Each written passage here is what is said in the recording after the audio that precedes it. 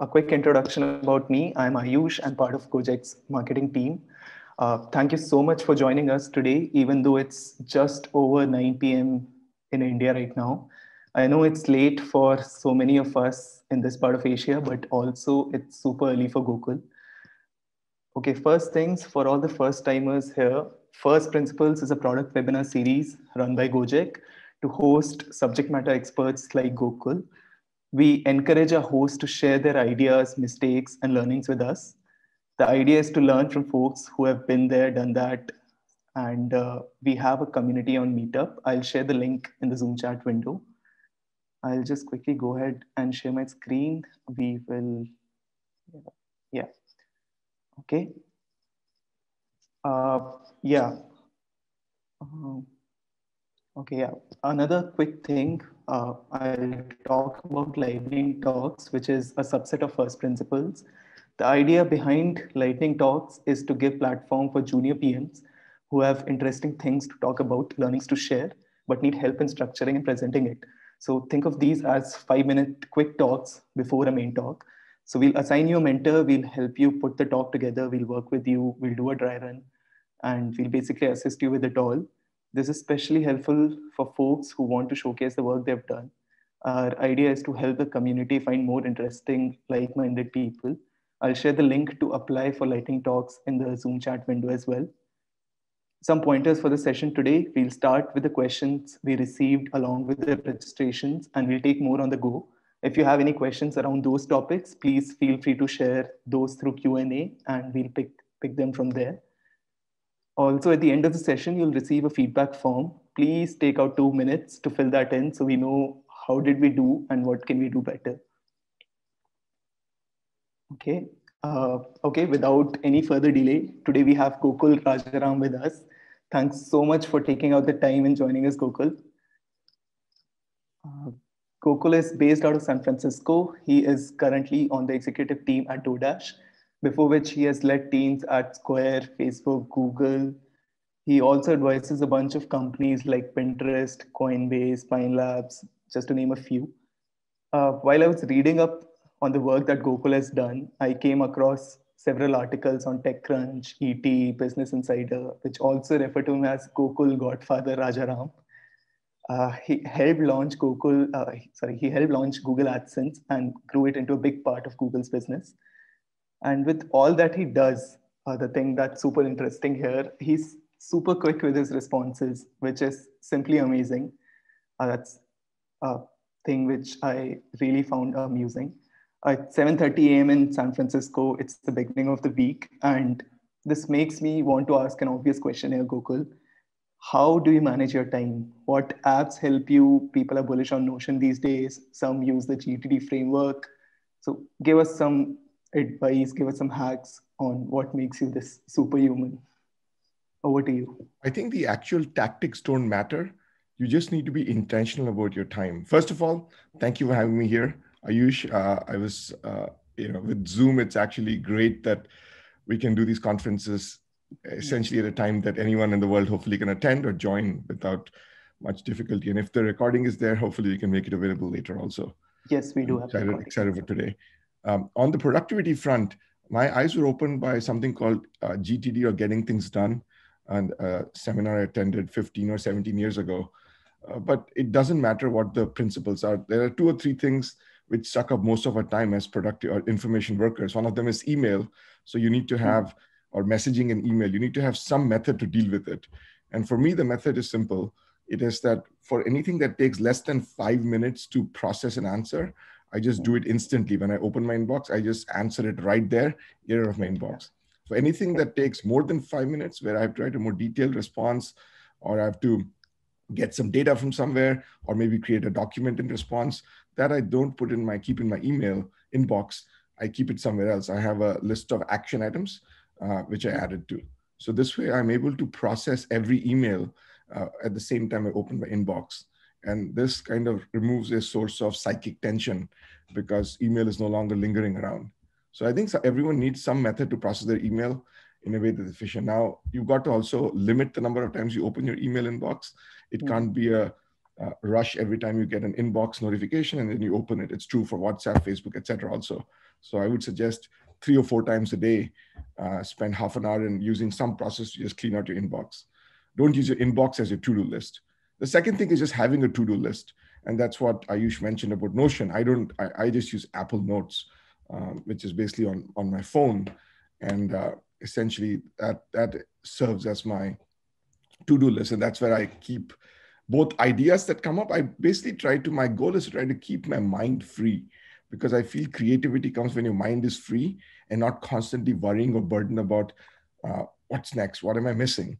And so if you have a device, whether it's a Notion app or I used to actually, when I was working before COVID, I would keep a notepad and carry it around.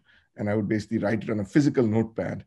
But during COVID, I stopped wearing shirts with pockets. So I didn't carry notes. I just carry my phone around. And so I just take notes on my phone. So I just take, and then that's what I review actually. When I think of what's to be done, I feel confident that I've recorded it all on this note. And I just constantly refer to it. Okay. And then check it off. And I think the thing I miss about paper is that it's viscerally very satisfying to be able to check off something or cross off something. And so I have a check, I have an underline or something I use here to denote the same. It's not the same, but at least you see that here are all things you've accomplished.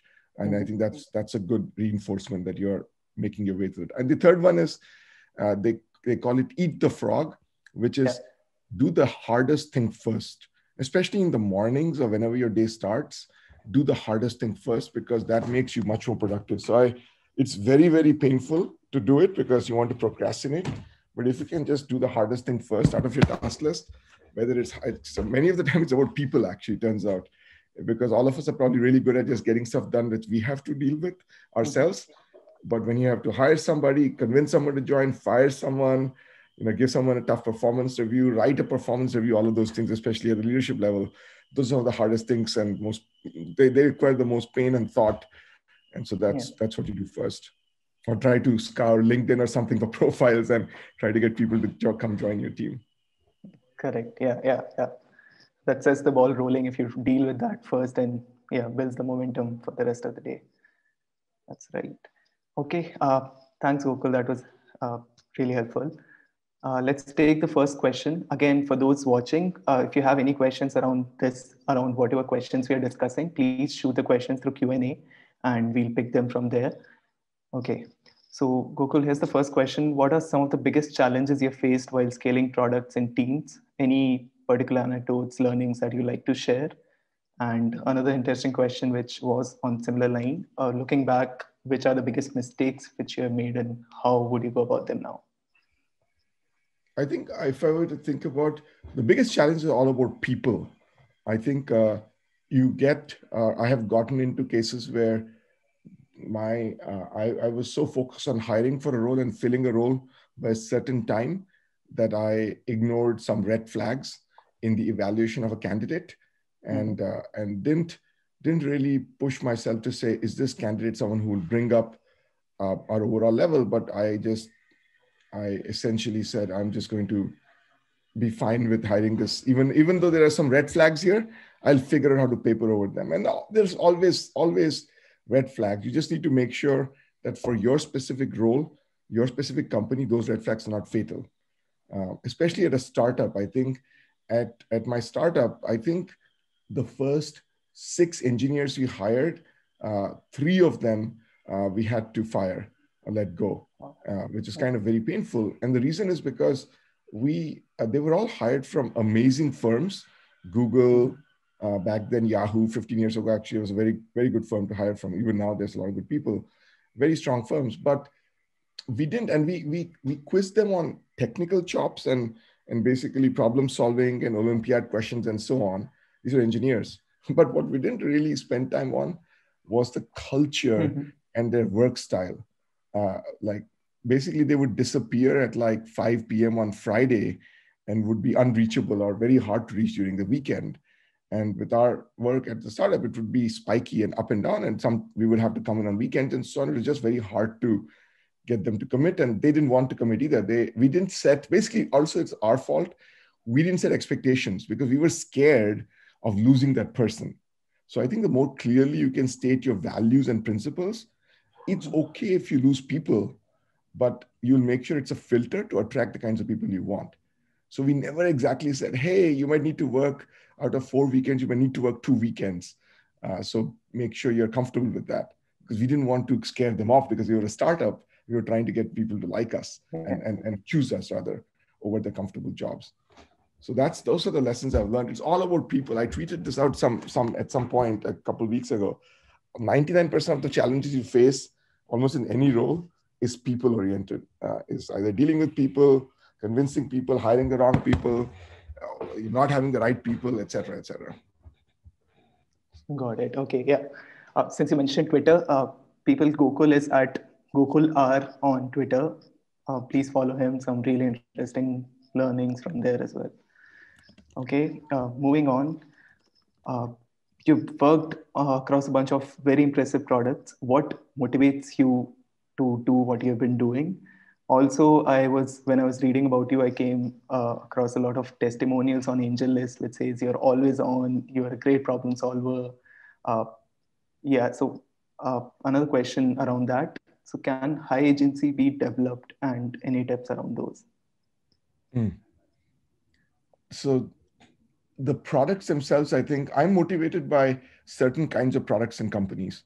I'm motivated by products that impact lives of people, which in a tangible way, and where I can actually see the product and use the product, at least working on a product. It's hard for me to be motivated by, for example, enterprise products where I'm not the user directly, because it's a little bit too abstract, and it might make you more productive or like solve a certain workflow in a company, but it's not something that my kids can use or my parents can use, or I can walk around and say, look, this is a business that was helped by it. So most of the companies I've worked at have all been either consumer or small business companies. In the case of DoorDash, it helps both consumers and small businesses.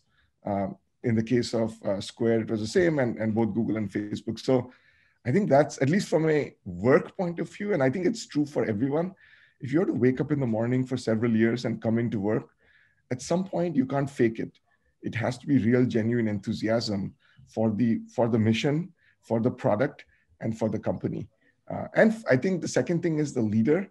I think the same company with two different leaders can be very different places. So you want a leader who you can learn from, who you feel excited about leading this company, and who you feel has a greater purpose in mind than just making money. I think I personally am not, and I think different people are motivated by different things, they're leaders, but I personally am motivated by leaders who want to win, want to build a product that is used by hundreds of millions of billions of people, or think very big, but never mention the word revenue or money. They just want to serve the customer really well, better than everyone else. They're fiercely competitive, but not about making money. Money will come, revenue will come, all those things come if you build the best product, if you compete fiercely, if you have the best processes, etc. I think high agency is a hard one. I think it's a good concept. I feel there is a lot of intrinsic stuff there. I've seen that the agency development comes when people are motivated intrinsically by three things, essentially. One is a sense of purpose, where they feel that what they're doing matters.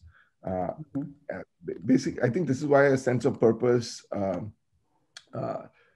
it basically is something that you can get from both your job as well as your, as well as the actual company you work at. The second thing is potential.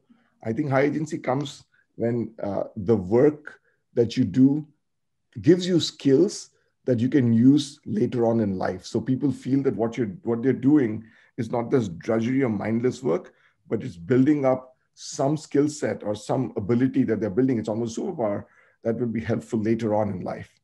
And that's why you see a lot of people who maybe were not computer science undergrads, but basically, were, say, literature undergrads and then go to do a computer science class. They're extremely motivated. They're high agency because they know that the literature undergrad maybe didn't give them the type of role or job they wanted to work on building products, but the CS degree now can help them. So they are much more motivated than the CS undergrad who's just in college doing CS, but now in 1 year, you have to find a job. You want to find a software engineering job. And so you go through a CS boot camp and you're extremely motivated and you're very, very high. You become very proactive about things because you know more. And the third one is play. When I say play, what I mean is you are allowed to be creative and inventive in your role and not micromanaged by people. The more micromanaged you are, the less agency you will have, paradoxically. In other words, if you're told what to do precisely and you can't deviate from it at all, you're just going to over time not have any agency of your own, and you'll just try to follow the letter of the law and even cheat the letter of the law in a way that will be bad for yourself and the company. There was a classic story of when the British were in India, they asked people to bring cobras and they would pay money for, in India, there was a big cobra infestation, I think in North India somewhere. And they asked, the locals, Indians, to bring cobras and they would pay for the cobras to get rid of cobras. But it led to people basically started gaming the system where they started growing cobras or basically hatching cobras at home, and they brought more cobras and they would cut off just the tail of the cobra and bring it, and the cobra would survive. You don't have to bring the tail. So they were essentially the behavior that you wanted to avoid. You're now by very specifically telling them what to do. And so that's why I think external incentives. So this is actually a story that shows that it has to be through these three things: purpose, play, and potential. It cannot be through rewards. I think don't work like this reward for Cobra, because it leads to people basically gaming the system, get the reward. They don't actually do the work that you think. Those are the three things I would say. Got it. Yeah. Okay. We have a question around culture and people, which you talked about earlier. We later have a question on hiring. I think we can take it then. Moving on. This is another question which we come across quite frequently. If you don't have enough data to develop a feature, what things do you rely on? And as a new PM, what are the early wins that are necessary to build a strong intuition? So when it comes to data versus intuition, how do you balance those? And in the absence of data, what is it that you look for? So if you can talk a bit about that. Very simple. I think there are three things, like you mentioned. There is data intuition, and the third one is customers, customer insights. I think every good product development team should every week be talking to at least one or two customers. And it's not just the product manager, but it's the engineers and the designers. If you do that every week, talk to two customers, it's only half an hour interviews. Take 1 hour of your week to do that. That's 100 customer interviews. And I bet that with those 100 interviews, you will never be short of first-party customer insights around anything you want to do. And even if you are, guess what? Right around the corner, there's 2 interviews this week and 2 interviews next week.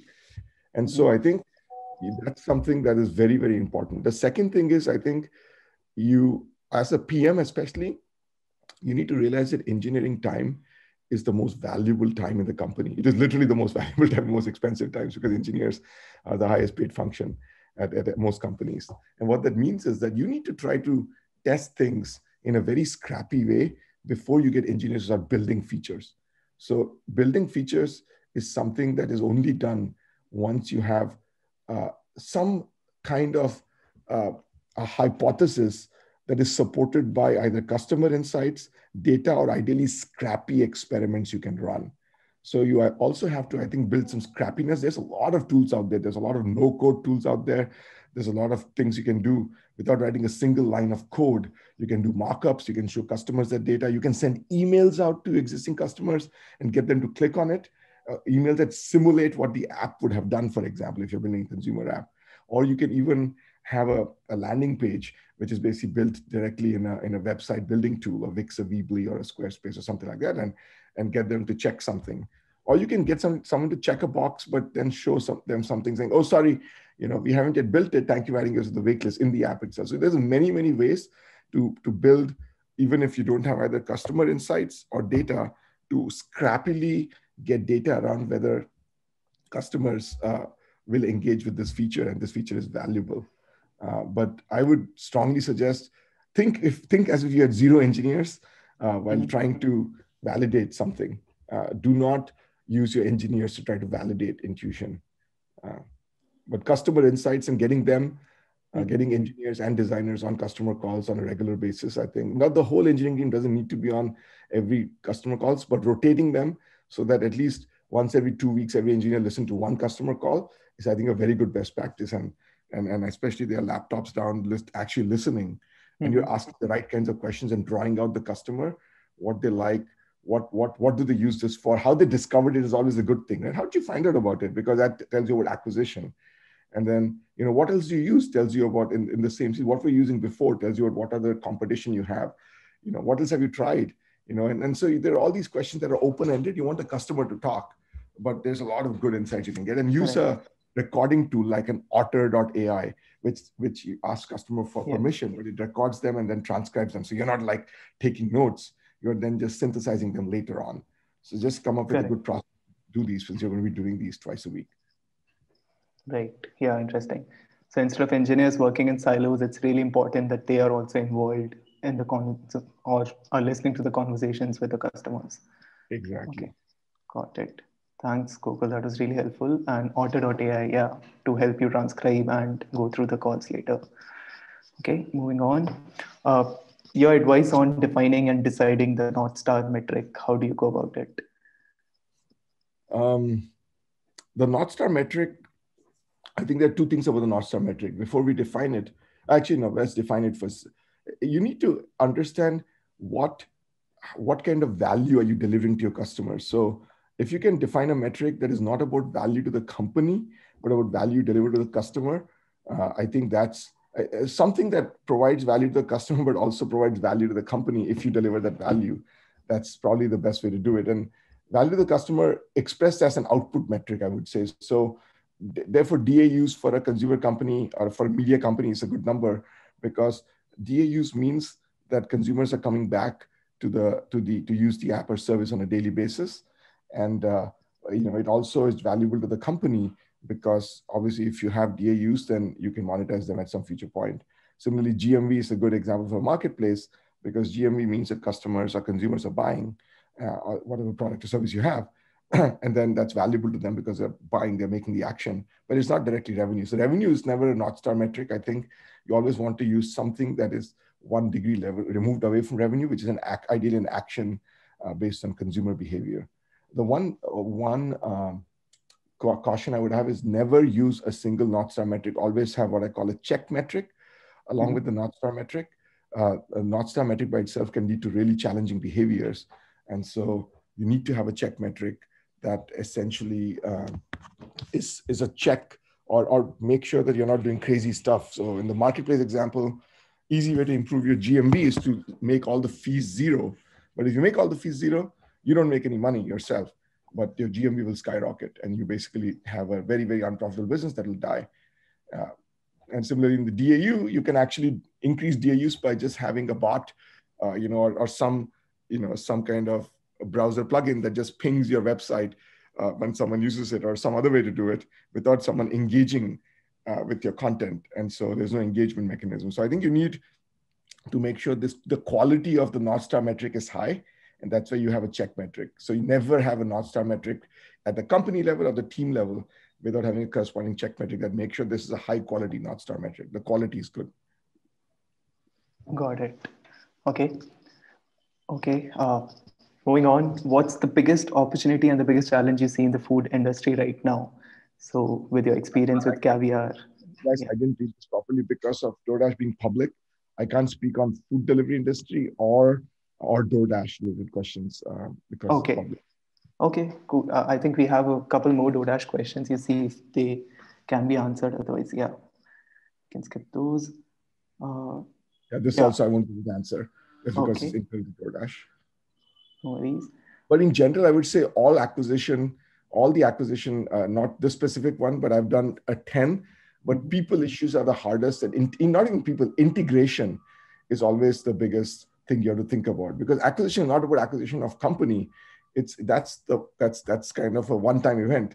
But the ongoing event is integrating the teams, processes, all of those things. So I think you need to have a very strong, that's why M&A teams very quickly realize that the most important person in the M&A team is not the corp dev person who does the deal, but the integration leader who integrates the companies and brings them together. Got it. Okay. Again, a DoorDash related question. Uh, Learnings insight from DoorDash about food delivery that you think can be applied. Is this something that you can take? This I you know the this also I probably shouldn't because of DoorDash. Yeah, I wouldn't be able to answer this one also. Sorry about that. Okay, no worries. Uh, This next one is interesting. How yeah, do D2C companies get their acquisition going without dependency on Facebook platform? The reality is that there's always going to be some dependence because if you if you don't have that, then you're missing out on a big channel. So you've got to test those out. But every D2C company has to build their own channel. I think uh, virality is one way where I think one of the hardest but most defensible ways is if your product is truly a multiplayer product. There's a company, and there are two companies in the US called, one of them is called Venmo and the other is called Cash App or Square Cash. Both of them are P2P money sending companies. They are literally, they won't work unless you have someone on the other end. And WhatsApp is the same way, and so is Messenger, obviously Facebook Messenger. All of these products require people to be on the platform to communicate or send money. So anything, if you can somehow make a product be a better experience when other people are on the product, I think it becomes naturally viral. So that's one. The second one is, I think, something that what Clubhouse is following now, or Twitter did back in the day, getting celebrities or influencers to use the product and right. being known as like a place where influencers are using it. And I think there are companies like, there are other commerce companies that are using influencers to do videos and so on YouTube, or sponsored videos or tweets and so on, where influencers actually are using the product and promoting it. So I think those are two of the examples. But I think looking around, I mean, there is, as I say, you need only one golden channel for acquisition. But I think the biggest challenge is acquisition is actually, you can spend money left and right and get acquisition. The challenge becomes retention, because an easy way, for example, for almost any company to quickly acquire users is to give away your product, right? To reduce the price on your product. But the challenge is when you reduce the price on your product, you'll see that, I think it was Burger King one day in the US, they made the burger free or something, or they made the burger like $1. They became the top app in the App Store for like 2 days. But I'm not sure if that promotion actually led to high quality users. So one of the things I would advise on acquisition is hold your acquisition team, um, uh, hold them accountable for not just acquisition, but which for companies which have e-commerce is defined as placing one order, but hold them accountable for what percent of those first order customers also place a second order. Uh, because you probably have a metric like that for your general new customers you acquire, where like say 20, 30, whatever percent of customers end up placing a second order within the first 30 days, Right. which is important. And you need to hold every channel to the same metric, because if they just place one order, but they don't place a second order within the first 30 days, that's a useless channel, right? Because that customer is basically useless. You've paid a lot for that customer or done a lot of work for the customer. So that channel needs to be scored not just on CPA, but on the percentage of, but on CP of the percent, like number of second time ordering customers within the first 30 days.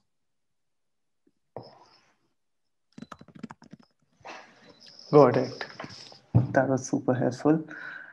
Uh, yeah, a question on scale. How do you approach experimentation at scale? What are the learnings you have had implementing an experimentation mindset in your team? So, This is a good one. It's a very good one. My approach to experimentation is, this goes in part to the product feature question, is that every product feature is a mhm, hypothesis. It is a hypothesis about consumer behavior.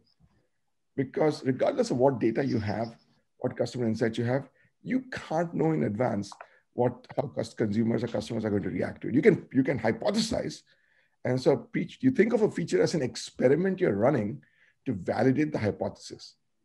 If you think of it that way, then every feature is an experiment. Every feature is an experiment. And so what that means is that every feature, so that then it removes the I think the artificial boundary or distinction between growth teams and product teams, because then every product team should treat every feature as an experiment, have a hypothesis about the customer behavior that this experiment or feature is going to change, and then launch this feature as an experiment, only going out to X% of customers, see the behavior change in that test bucket, and iterate and see how it diverges from the hypothesis you had. And if it diverges, then iterate and understand why does the behavior feature diverge? And the hypothesis should be tangible. It should be something like, we expect a second order change by 5% as a result of this feature. And basically then launch it to 10% of all new customers and see the second order placing rate changes by 5%. If it only changes by 1% or it changes by 20%, those are both divergences. You need to understand why. And especially if it's lower than 5%, you need to push. The product team cannot just, oh yeah, well, it's lower, I'm just going to launch it still to everyone. They need to be held accountable to iterating and getting it closer to 5%, or understanding the root cause of why it's not 5%. But that basically forces discipline around understanding the impact of every feature, and B, iteration till you can prove the hypothesis and not giving up on a feature too early. So every email should be with an experimentation mindset. So launch is not success. Launch is just an experiment launch. Right. Yeah. Okay. This is another interesting question. What are the most important pieces to put in place for a domestically strong startup to succeed with international expansion? Is there some advice which you can share about this? Well, I guess the question is, when you say domestic, we are here on this webinar from so many countries that it's mostly Asia, Southeast Asia. For an Indonesian startup to go to Malaysia is a very different beast than for a US startup to come to Asia, right? I think there's a few different pieces. One, a playbook. I think a playbook, as hopefully many of you know from Uber or Gojek or other places, is a repeatable process that you can put into place and execute on, that given certain conditions can lead to success. You got to make sure this playbook actually works in different conditions, because a new market might have very different conditions than your current market. So therefore, the second piece is an operator who you're sending out who actually understands your company culture and actually has seen this playbook in a few different places. So then when they go there and they find almost inevitably that it's not exactly the same as what it was in your first country, they don't just say, oh my gosh, I have a playbook. They kind of have seen a few different cases. They try a few different things, and they're confident to try a few different things and adapt the playbook as needed. And I think patience is the third thing. I think a new market, international expansion always takes longer. It's almost like, it takes 1 year instead of 3 months for the playbook to click. But so you need someone who's very flexible on the ground, has a lot of, like I said, they have, you're not micromanaging them. So they are able to be creative and innovate there. You don't know what the situation on the ground is. So you need to send one of your most trusted operators there, because ground is very different. Even in a neighboring country, situation will be very different because of competition, how customers think about this brand, who knows what. And so you need to trust them. You need to give them a longer leeway, and you need to give dedicated resources to them, especially in product engineering. If there are things that need to be done, just a pure operator-led team can starve, because they might need to build a new form of payment. For example, as many of you may know, India needed cash, for example, when they were Uber cash payment. And I think it was good that Uber was able to allocate resources to do that, but some other company might not have been able to. Well, we'll build it, figure out how to win without cash, and we'll get to it on our global roadmap. So I think every company, the more different the company is from your original company, the more important it is for there to be a dedicated team. So for example, if a US company were to go to a non-English speaking country, or country which is not UK or Australia, from the US, you better have a dedicated team of engineers and product managers, because you're going to have to make localization changes, a bunch of changes which are cultural in nature. You don't even know what they are. But you need a small team, completely nimble, and ideally in the same time zone, so they can behave like a startup. And their goal should be to get this country successful, not to worry about the US country or US market. Yeah. Okay. this is the last question from the registrations which we have received. After this, we'll move to the Q&A tab on Zoom and we'll pick questions from there. Yeah, coming back to this, Gokul, what makes a great PM for you? Some things you look for while hiring. So you mentioned that culture fit is of utmost importance. So how do you go about that? Let's see. Yeah, I think this is actually, I have refined this over the years because I've hired and fired so many. I would say there are three things. One, being a problem solver. Product manager is at its core about problem solving. It is about solving customer problems in a way that, in a remarkable way that's different from what others are doing, or a unique way, ideally, that adds value to the company. As you are junior in your career or earlier in your career, you basically solve very focused problems where someone gives you a very specific problem, you solve it. And then, as you get more seasoned, the problems become more and more open-ended. At the chief product officer level, you're solving the company level problem. What does my company do? How does it solve? What problems should my company solve for customers? How does it do so in a way that's different from what others are doing, in a unique way? How does it do so in a value that's building value for shareholders and the company? And so I think when you're hiring a PM, you've got to test their ability to solve problems. And so the second thing, then, what makes a great PM is when confronted with a problem, they are able to decompose it into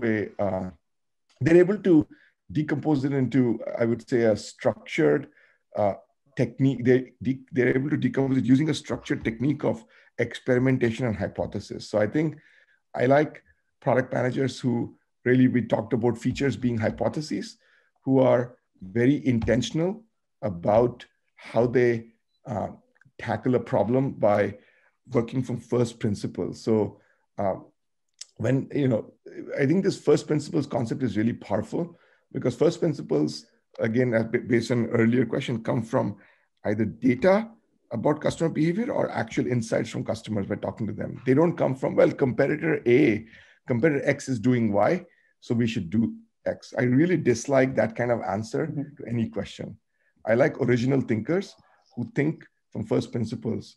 And this is true whether you're solving a problem, whether you're almost any answer. If I ask someone, what do you think of Z, or what do you think of this thing? They should never say, well, it's because these guys did it and they are smart, so it should be good. No. What I meant is, what value does it add to the customer? What do we know from our customer behavior? Is this something that customers need? Is this a top pain point? Why do you think that, etc.? So always try to go back to first principles and keep asking the why, and never ever settle for the lazy answer, which is someone else did it, so we should also do this. The third thing is, I think, someone who works collaboratively. Final thing, someone who can work extremely collaboratively with design and engineering, and ideally with all functions, because product management no longer is just an isolated product design engineering. It's increasingly, it impacts every function in the company. And what that means is they don't have a CEO mentality. A lot of PMs, young PMs, are attracted by this false notion that the product manager is the CEO of the product. No, you're not the CEO of the product. There's nothing, you're not managing these people. You're not telling them what to do. Your job is to be very clear about the problems we are solving, and about really helping the team brainstorm, putting the structure in place so the team can brainstorm alternatives to solving the problem and identify the best alternative, the best way based on data, based on insights, and then run a structured process around proving this hypothesis. And then having a way that, okay, if the hypothesis is not proven after iteration, then let's go to our second best way of solving the problem. But always keep the team focused on the problem we are trying to solve. What is the customer problem we are trying to solve? Teams many times will be like, well, it didn't work. Well, let's go back. Always bring the team back. What are we trying to do here, right? Is the person in the room who always says, what are we trying to do here? What are we trying to accomplish? We're trying to solve a customer problem. We're not trying to just launch a feature for feature's sake. And those are unfortunately the behaviors that PMs need to cure themselves of, becoming feature junkies. So when you have a PM, when you ask them, what have you done? And they rattle off a list of features. That's like, I think, one of the, unfortunately, bad behaviors, because you get rewarded for just launching features X, Y, Z, versus saying, here's the impact, forget the feature. You, in fact, good PM answers, don't even talk about the actual feature. They talk about the customer problem. I got customer retention to go up by 30%. I got new customer activation to increase by 20%. I got daily active users to increase by 3%. That's the kind of things that you want them to be proud of, not launching an Android app. Who the hell cares if an Android app was launched or launching a certain screen? No one cares. Customers don't care. Customers want to solve problems. An Android app is a tool to solve a problem. So instead of saying I launched an Android app, tell me what the Android app did for how many customers started signing up, or how many of them started using it on a daily basis, or how many of them became more engaged or active or retained, how many of them started buying stuff from your app. Correct. Yeah, that was super helpful. PM aspirants on the call, on the webinar, I hope you took note of that. Okay, let's pick some questions. I'll stop sharing the screen and we'll pick some questions from the Q&A tab now. Okay, there's a question around culture. Isn't culture something you learn once you join the company? What is it that you can do individually to make sure that you're a good culture fit wherever you go? So some common traits there, which could be developed. It's interesting because culture, like you pointed out, is not something you can put on a list and just publish it. It truly is something that after you have 20 or 30 people, you in more ways than not, almost certainly, because founders end up hiring the first few people they hire are people that they are similar to in many ways. So they reinforce the culture. Google, for example, had a very, very technical and product and innovation focused culture, because that's the kind of people that Larry and Sergey hired. Facebook had a very growth focused culture, not as an innovation focused culture, because the goal was to grow at all costs. And so that was the culture. DoorDash had a culture, or still has, again, I won't speak to DoorDash, which is very, very, I think Uber, I would say, has a culture, forget about DoorDash. Uber has a culture which is very operational, because that's what the company is about. It's about operating and making sure things get done. Square has a culture that's, again, similar to somewhat similar to Google, very innovation focused. So I think you get to understand the culture by talking to the leaders of the company and observing their behaviors and how they answer questions like, how do you set goals? How do you get stuff done? How do you make decisions? And just asking them. And instead of how, talk to me about how you set goals for the year. If they say, well, the goals are all set bottoms up, that's probably a different kind of culture than I set goals top down and plans are set bottoms up. We met somewhere in the middle. Or how'd you launch your last product? Tell me about the last product launch. Well, I was talking to the CEO of X company and we came up with this idea. And then I emailed my PM and I launched this product. That's a different one where, well, we talked to a bunch of customers and customers, we basically surfaced this pain point that customers had. And we basically did a lot of work to understand that we could do a better job satisfying this customer's needs in a more remarkable way than anyone else can. And so we said, let's test this hypothesis. And we went and tested the hypothesis. So I think there's, I think it's very hard. Many people sometimes don't give you the full truth. So, but you actually, if you can somehow spend a week at the company, almost as a, and companies would like you to, 3 hours a day after you have gotten the offer. If you say, hey, can I spend afternoons at the company, just hanging around? And especially if you're not in a competitive space, the company might be fine with that. And the company also likes it because they get to also see, what kind of culture fit you are. But just seeing how people work with each other, how they interact with each other, sitting in on a few meetings, that might be a great way to understand the culture, because culture is behaviors that are expressed by people's actions, is the agglomeration of all of them, not words, like I said, not words that are written on a piece of paper or said at an all hands. It's behaviors of people. When you see behaviors and how they treat each other, how they make decisions, how decision making is one of the best ways this culture is expressed. Who makes a decision? When there's a meeting, do people just automatically defer to the highest paid person in the room? Or is there mutual respect and trust, and actually, everyone's voice is heard? There's a clear decision maker who's not the highest paid person, is the person who is basically owning the decision. It can be anyone. And highest paid person is also just an input to that person. So I think those are the things that are very hard to suss out, but asking some questions on decision making and really not just general questions. Tell me about the last decision that was made at the company or about your product. Who made the decision? How was it made? And so asking questions on decision making. What do you look for while hiring? I mean, obviously you're being hired, but Once you get the offer is when, but you should, when you can really dig deep, but you should be asking those questions throughout your interview process to get a better sense of what they value, what they look for. Tell me about a successful product manager or leader at this company. What is their background? What did they accomplish? So it also tells you what the company, because successful people at companies many times embody the company's culture. And so if you can understand, if you can ask each interviewer, tell me about the most successful person in your function. What did they accomplish? What did they do? And so you can actually probably then join the dots around, okay, there are these 5 successful people, each of them mentioned a different person. What is common about all of them? And those behaviors are probably something that is embodying the company's culture. Because you don't get successful at a company, I can tell you this, without being a good culture fit. That's right. Yeah. Okay. Kelvin asked this question: how do you build product prioritization process that ensures the most impactful initiatives are selected and executed periodically? So how do you prioritize features? How do you prioritize in general? So again, I think it's not what do you about the have to say about features. that? Like I've said a few times, you have to first figure out what problem you're solving. And so each product team should have a problem. And I think once you understand what problem you're solving and have a clear goal around the customer behavior you want to change. For example, like I said, there could be a product team goal is around acquisition and activation. And the goal there is to increase your activations or acquisitions from 10,000 to 50,000 in a quarter. I think one of the ways to do that is to, throughout the previous quarter, have a strong analytics team who's constantly exploring the relationship between inputs and outputs. What I mean by that is input metrics are metrics that are under your control, completely under your control. For example, changing the price, right, of a product. If you know what the relationship is between changing the price and conversion, for example, through running a bunch of tests during the quarter, then you can actually see whether changing a price in a more full-blown way is a way to improve conversion rate for new customers, just for new customers changing the price.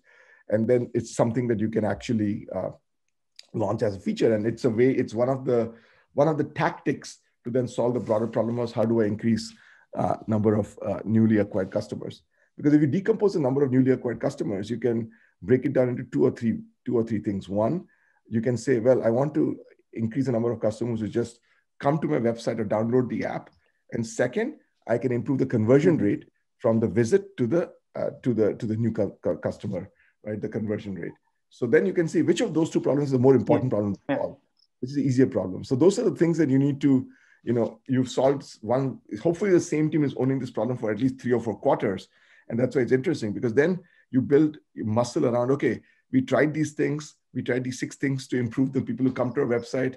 It's not as hard, especially not as easy anymore. Let's now go and tackle this other thing, which is improving conversion rate. And we know from analytics team that increasing price or changing the messaging, or we know from our customer conversation that they don't understand. We've interviewed 10 customers who got stuck between, that's why when you do customer interviews, you should actually interview different segments of customers.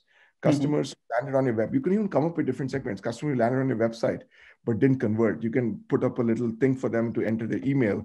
You can then interview them. Why did they get stuck? Why did they not go? So I think out of the 100 customers you interview, a year, 20 of them should be customers who've never heard of you. 20 of them should be customers who've heard of you but not visited your site. 20 of them should be customers who visited your site but not actually gone on to purchase. 20 of them should be customers who've gone on to purchase but not made a second purchase. And 20 of them should be customers or loyalists who are constantly purchasing from you. So you can have different segments like that. And you're basically mixing and matching the customers you interview. So you understand, again, what customers care about. And based on what part of the customer journey you're tackling, you can then have a hypothesis around it. But always go back to what problem you're solving. It centers you.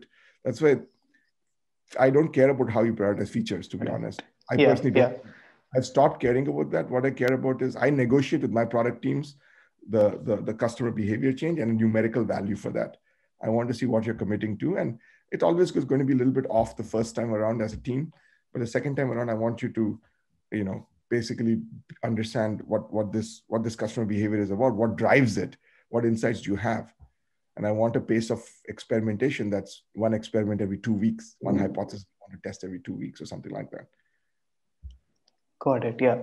There's a similar question by Dennis, which says, how do we do customer interview at scale? How do we pick the right customer to talk to? Which I think you've Well, you answered pick the here. right customers based on segments. I think that way you're Categorize not them. Yeah. the same type of customer again and again. They could Yeah. also be, obviously, this is consumer customers, but if you have different verticals you're targeting, you come with different personas. So they could be at Square, their restaurant owner is a very different customer than a single restaurant is a different customer than someone who owns 10 restaurants, or someone who owns a retail store, or someone who runs a spa or salon. So you have different archetypes, but make sure you're and then I think different stages of the funnel. Got it. But you Yeah. ask them open-ended questions. I think you ask them about how they learned about you, why they chose you or didn't choose you. You really want to get 2 or 3 levels deep. Okay, why you didn't, but what made you choose this competitor? So just keep digging deeper and deeper and ask the 5 whys question. There's a 5 whys, WHYS technique developed in Japan, which allows you to get to the root cause of something. Correct. Okay, why haven't you heard of this thing? Well, it's because I'm not on TV. But why are you not on TV? Because I don't like. So I think you basically get to the root cause. That's typically something that you can address through a process change or some other mechanism. But really try to ask a smaller number of open-ended questions that lead to deep customer insight. You try to want to aim to at least one interesting customer insight from every 2 interviews. So every week, ideally, you should then say, my goodness, we learned this thing about this segment of customers. Ideally, for that week, you should interview both customers from the same kind of segment, so that you basically have one fresh and the second one you can build, and you can see what the similarities and differences are from this segment of customers. Perfect. Yeah. Yeah. Okay. There's a question from Kalol which says, if we don't use engineering bandwidth, then how do we do A/B tests? Is there a way around it? This is where I think this is harder when you're a young company, but when you're a slightly more mature company, you can actually build tooling. So Optimizely, for example, there's a lot of A/B testing things that you can do without engineering. Marketing can do A/B tests now. There's a lot of good A/B testing tools without needing engineering. Engineering just needs to set up the framework, and then PMs and marketers and others can do A/B testing without doing stuff. Also, you don't need to do A/B testing in the product. I think what you're trying to say here is that every A/B test has to be in the product. Like I said, for example, if you're testing a product feature to existing customers, you can just email those existing customers and have them click through on and land on a separate page or website that you've designed and see what they do there. It doesn't need to be fancy, because you just want directional indication. Are they going to subscribe? If you want to test, assume you have a transaction app, you want to test a subscription feature, right? You just create an email saying, we're testing out a subscription, and you can manually run the subscription in some way. You can get them to sign up through a web page that you create, and you can just build the credit cards manually if you want. Or you can even say it's free because you want to see if and then you can build the credit cards a month later.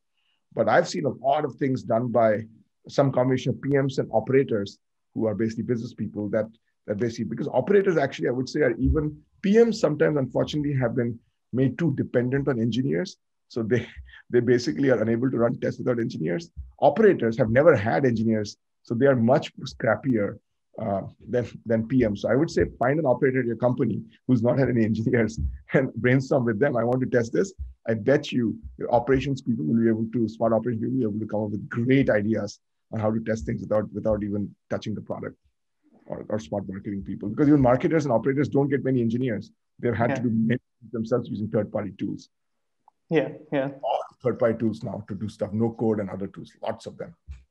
Yeah. There's an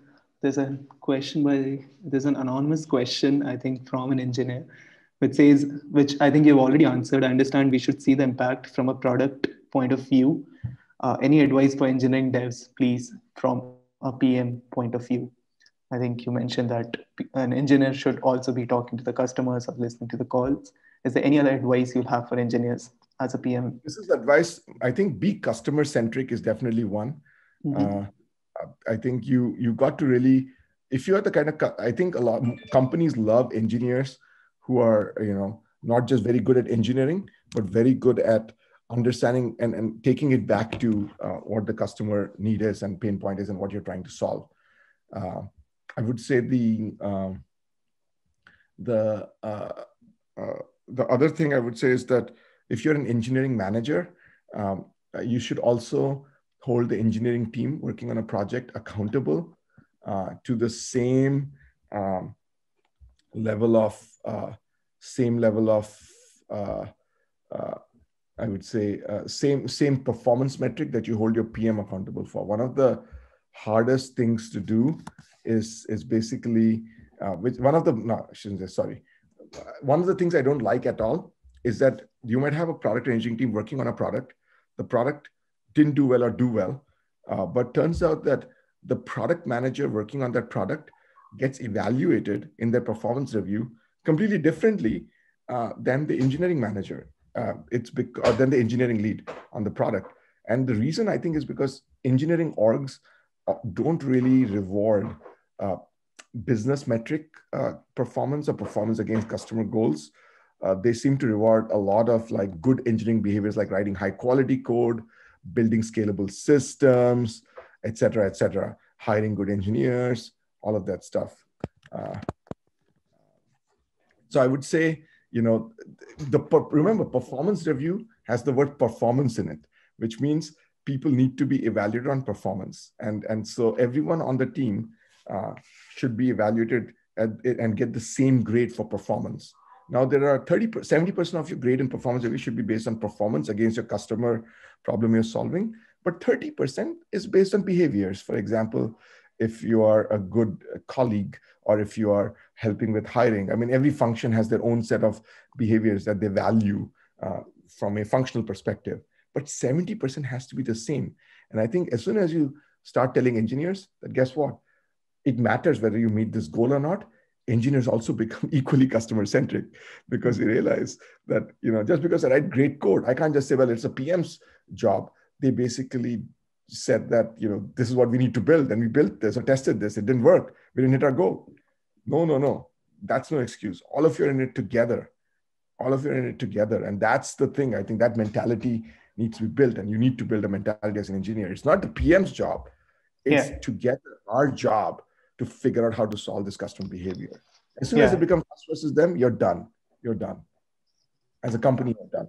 So you have to, that's why I think you ideally don't even want you don't even want marketing to have different goals. You want your whole company divided into 3 or 4 pillars or initiatives.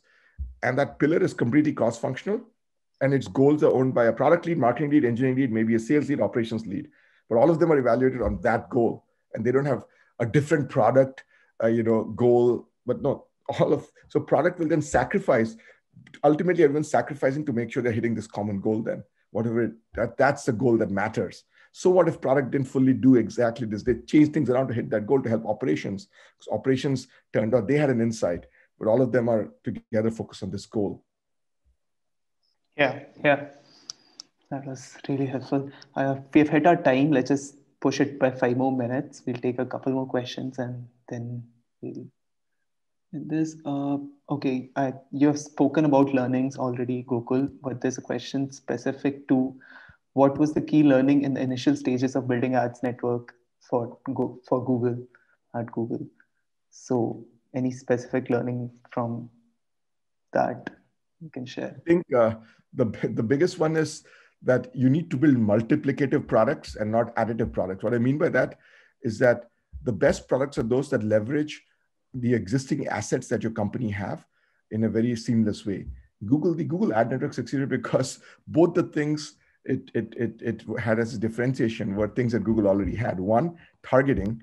Google already knew how to map keywords to web pages or phrases to web pages. So it's easy for us to do the reverse, which is take the Google index and take a web page and figure out what phrases it corresponds to. So we were able to figure out targeting instantly, leveraging the React, and it became better and better automatically, building on what Google was doing.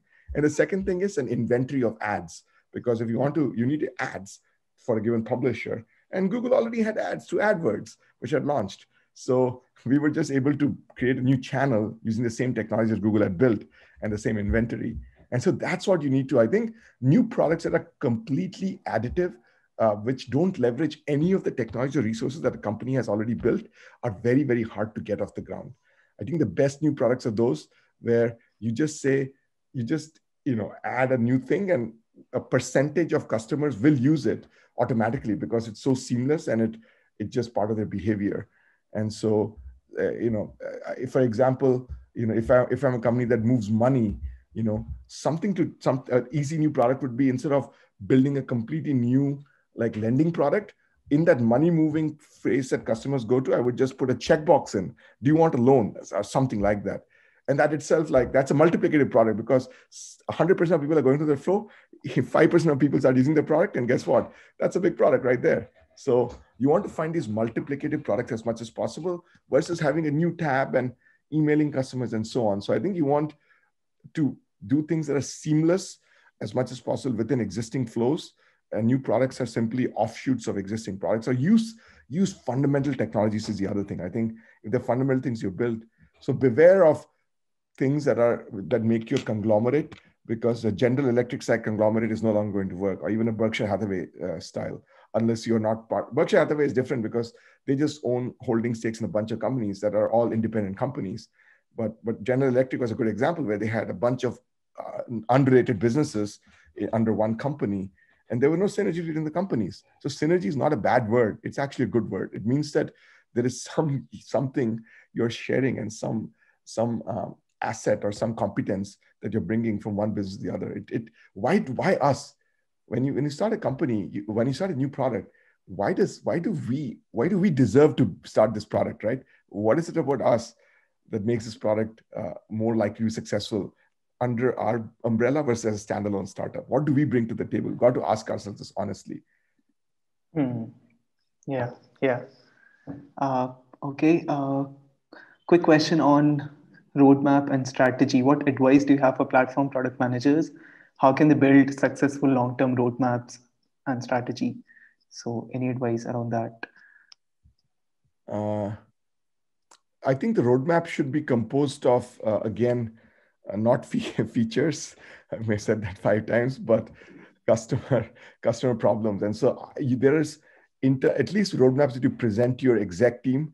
I wouldn't have any features on it. I would basically just focus on what the end customer behavior is you're changing. Q1, we are moving customer acquisition conversion rate from 5% to 8%. And we are moving activation rate from 12% to 13%. That's all your management team wants to see that. They don't care about, they get impatient seeing you're launching this feature, that feature. I personally get impatient. Yeah, you can figure that out. But what I care about is what is the customer behavior changing? And then I want to make sure A, that the customer behavior is a good behavior, right? Then you can discuss, is the behavior the right behavior? And B, is the number a good number?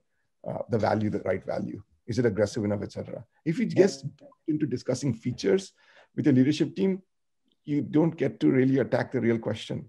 It's just the right customer behavior and it's the right value. So the roadmap should consist of behaviors that you're changing versus features you're building. Yeah, got it. Okay. Someone has commented, gonna record the part on engineers being customer centric and send it to my engineering managers, leads, and other teammates. Okay. Question on that, Gokul. How can you cultivate that customer obsession in your engineering team as a product manager? It's like, how do you develop that if in case it's absent? How do you inspire? How do you motivate? How do you? I think it's the only way to do that is to put it as part of your, I think, like I said, the performance incentives do drive behaviors. And so if your performance review doesn't ever, I think there are 2 things. One, your performance review needs to reward performance against customer goals. And B, engineers need to see that in order to actually tackle customer goals, you need customer insights. Right? Correct. If neither of those one of those 2 is not true, if your performance review doesn't actually reward behavior against customer goals, then you're not going to care. You don't care. So first it needs to do that. And the second thing is the engineers need to understand that in order to actually hit that important piece of your performance, which is basically hitting those customer goals, you need insights about customers. And how do you get insights about customers? To actually go and talk to customers. And they don't even need to. The good news with engineers is the product managers, the marketing teams will do all the work. They just need to listen in. And nowadays, they don't even need to go out of their house. They can listen in over Zoom. That's the other thing, right? You don't need to just half an hour of your time listening to a customer makes you just much more empathetic, and it builds, I think, it builds an ability in you to contribute. And because engineers, then everyone wants to contribute to these problem-solving sessions. And if you're just sitting like a lump on a log, because you have no insights from customers. But everyone else listened to the customer call and they're all referring to that customer. Remember, customer ABC said this, that's the pain point they have. Remember, no, this other customer said this. I think people feel left out of that discussion. And so I think if it's almost, the more of your peers started attending, you'll find that the engineers also start attending it. So you've got to make them an active part of the brainstorming process around problem solving. And you've got to make sure the performance review process rewards that. Got it. Okay. With that, I think we'll close this. Gokul, there's a lot we learned from managing time to culture to customer obsession to managing scale. Thank you so much for taking out the time. For those of the attendees who want to get in touch with you, would Twitter be the best place to? Oh, no, Twitter is fine, but email me at gokular@gmail.com. But I think I will send very short replies to most emails. I'll refer you to articles, I think, or books. One book I would recommend reading is a 100-page book, 150-page book called Outcomes Over Outputs. It really talks about the fact that what matters is customer outcomes. It had a strong influence on me when I read it, and it really crystallized a lot of things that I was thinking about. Okay. Could you repeat the name again, Gokul? Sorry, I missed that. Outcomes Over Outputs. OUTCOMES or Outcomes Over Output. Okay. It's by a guy called Josh Seiden, Seiden. It's a good book to read. Got it. Okay. Thanks, Gokul. I've shared your email ID in the chat. I'm also sharing my Twitter handle in case someone has any feedback, would want to reach out regarding lightning talks or has any suggestions. There is a small, quick 2-minute feedback form which you'll get once I end the webinar. Please do take out the time to fill that. Okay, I think with that, we'll end this. Thank you, Gokul. Have a great day ahead. Thank you, folks. It was great. And hope it was helpful. Thank you. Yeah, thank you. Thanks, Ayush and Sojanya for organizing.